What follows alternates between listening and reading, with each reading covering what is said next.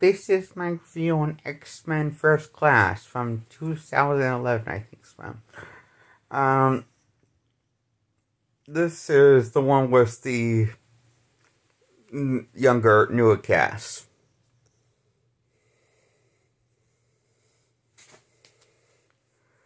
Which I originally thought that this was going to be this was a remake and a straight up reboot until Days of Future Past came. Then I found out it's a tie-in to the previous X-Men movies, and it's connected. And this new cast is basically very young variants of the old cast, explaining future past. But you wouldn't know that coming into this one.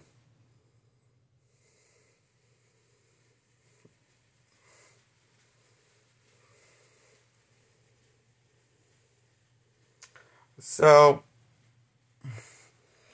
I do think this is a lot better than for the time when this movie came out. I thought this was the best X-Men movie before Days of Future Past came out. And I really did enjoy this movie, but I felt like it had problems.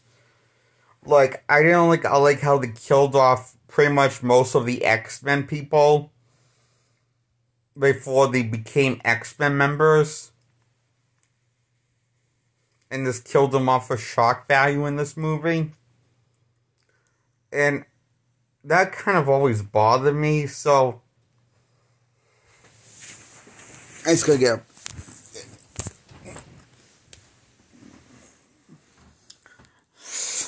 So, yeah, that kind of always bothered me because, well,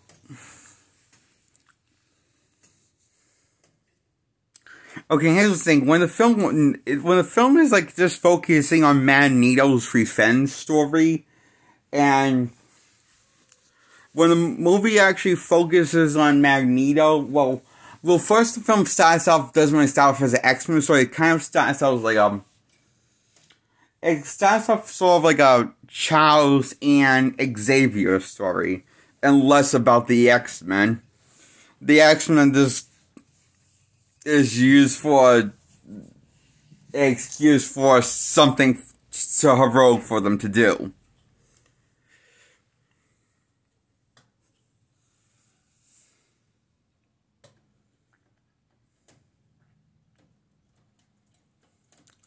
Oh, and the X-Men is funded by the government in this one. The X-Men is hired by the government, and the mutants trust working together with the humans to trust each other. And they form the X-Men and the Foundation members. Majority of them before they go into battle, half of them betray each other and turn evil to the bad guy team. And the ones who stay loyal end up getting murdered brutally. Just for shock value, it seems. You know, I'm glad I'm not a fan of any of these characters, but I can only imagine if someone who was a fan of these characters would feel heartbroken, probably, that they killed off these majority of the X-Men characters that are supposed to become, that they recruit, either get killed off or backstabbing evil people that kill us while doing the right thing and just care about their selfish needs. And so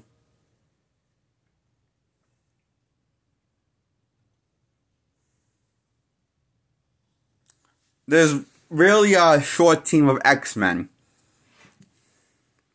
And in fact, this might be the shortest X-Men team I've ever seen since, well, they're a bit short on the team, and short on X-Men members now. Now they're going to go to war and fight for their life and save the world. and fight for their lives. And besides humankind and all, and humankind as well. Blah, blah, blah.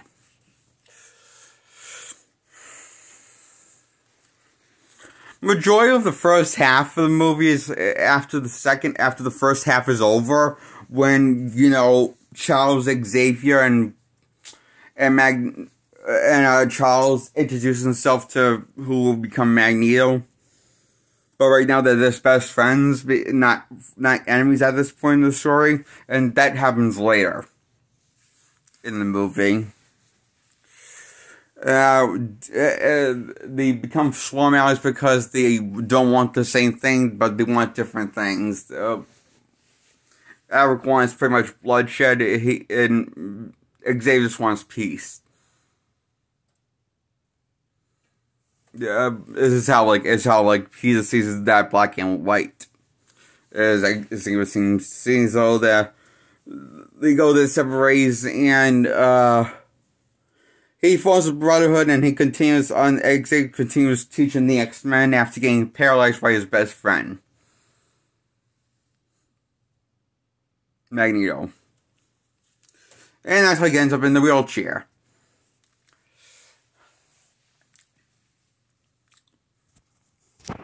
Because he redirected the bullet into Professor Xavier's spine, which allowed him to no longer feel his evil, which took away his walking abilities, the ability to walk.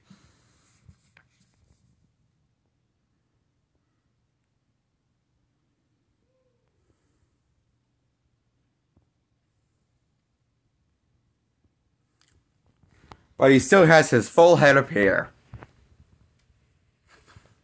He hasn't lost that yet, but he's afraid he's going to lose that next. And he has no idea how right he is. He is going to lose his hair. In X-Men Apocalypse. Not in Days of Future Past. Sorry to disappoint you, fans. We don't get a bald Xavier until X-Men Apocalypse. The one people started to see less and less of these ones. X-Men movies, so after Days of Future Past came out.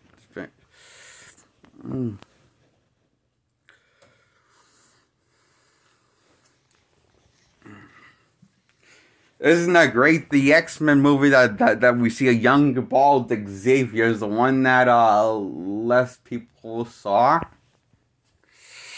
Oh, great. So, and Xavier wipes his ex-girlfriend's mind and kisses her totally love after confessing his love to her, and then brings her memory back in X-Men Apocalypse. After wiping her memory completely from the time they know each other. That happened all in X-Men First Class events.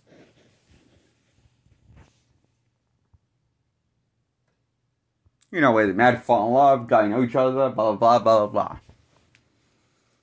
But for the greater good, Xavier needs to say, fuck true love and erase her all of her memories. But then he realized he was wrong to do that, and brings back her memories in Apocalypse movie.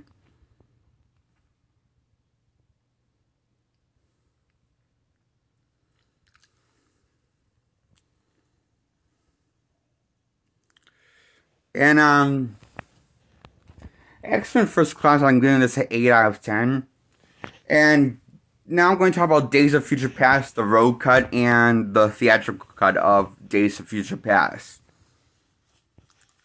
Okay, so first thing you gotta know about the road cut is the director's cut actually has the character Rogue in it, the X-Men character called Rogue, brought back for the movie. In the road cut of the director's cut of the movie, and so turns out she was being kept prisoner and experimented on, and also X Mansion blows up, gets blown up in this cut of the road cut after they escape X Mansion and free Rogue, and Is this... Well, I guess she was... I can't remember... But yeah, so she was being kept prisoner underneath X Mansion, and... So she takes Kitty's place instead of Kitty holding Logan's mind in one place while he's traveling through the past and needs to stay in the past and holds his mind stable so he doesn't go crazy or die. Is what Kitty's there to help keep his mind stable or something. It's kind of briefly explained. I thought it could have been explained better. I thought,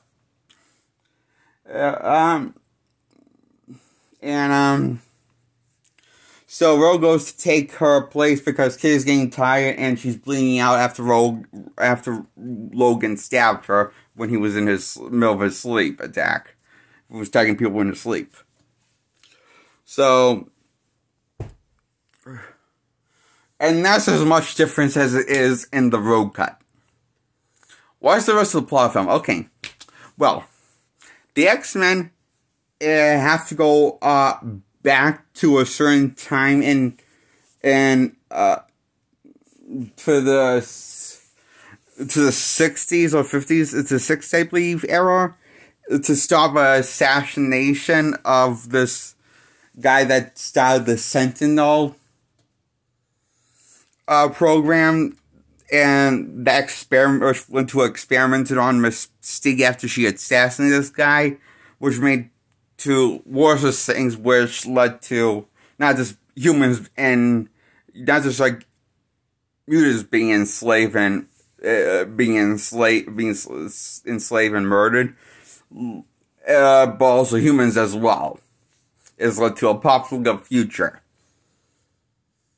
Well, pretty much all humans and mutants are extinct. Majority of them, so little left. Of both kinds. It's briefly explained by Xavier in a monologue in the opening of the film. So it's explained that in order to fix things, they have to go back to the past. But since Xavier's too old and technically not strong enough to survive the trip, Logan's going to take his place. But he needs to keep us. He needs to be patient and needs to keep a balanced mind and focus on peaceful thoughts. Which will be very interesting to see him struggle, but we don't, because he doesn't really often struggle to.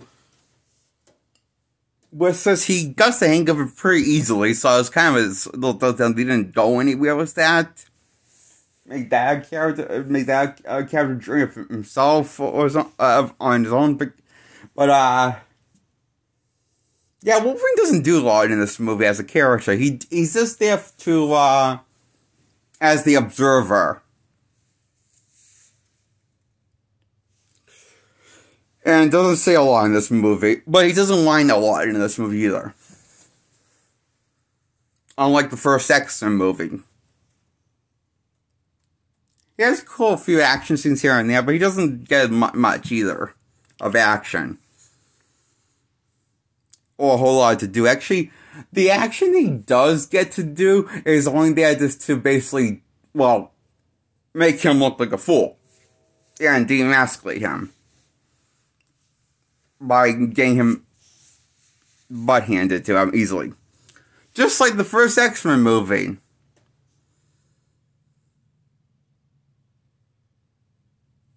Oh shit. I just realized that.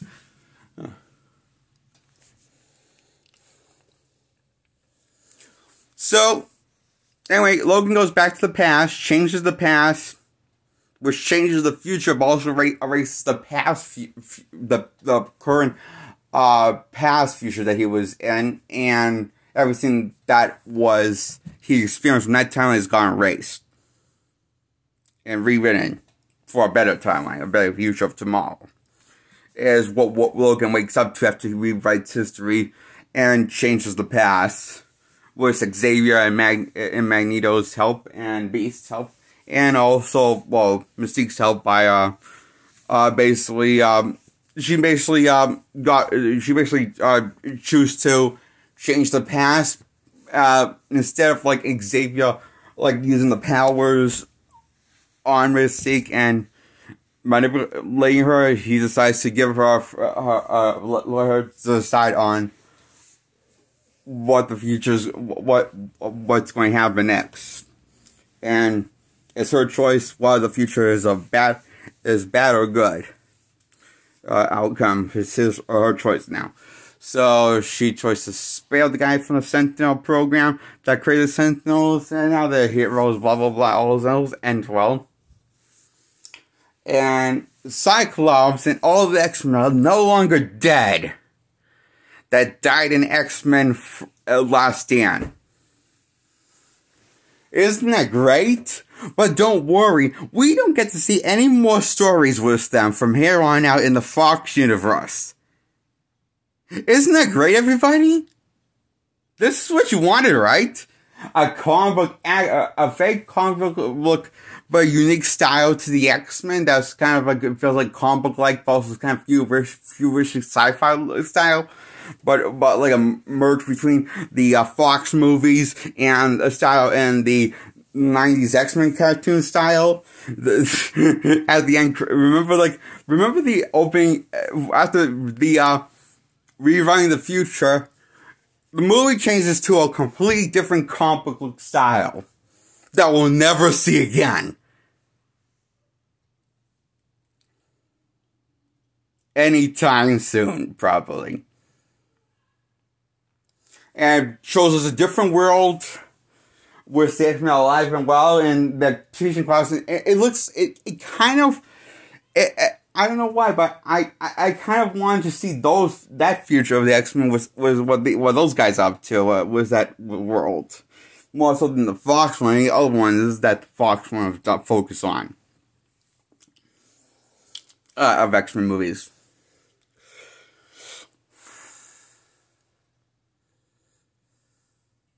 I guess X-Men Days of Future Past are 8 out of 10. Goodbye, subscribe to my channel and like this video, please.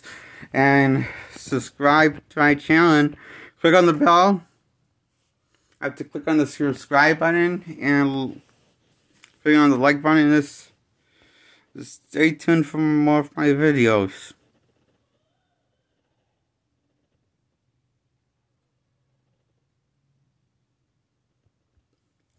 And get notified for all of my videos after subscribing. Bye.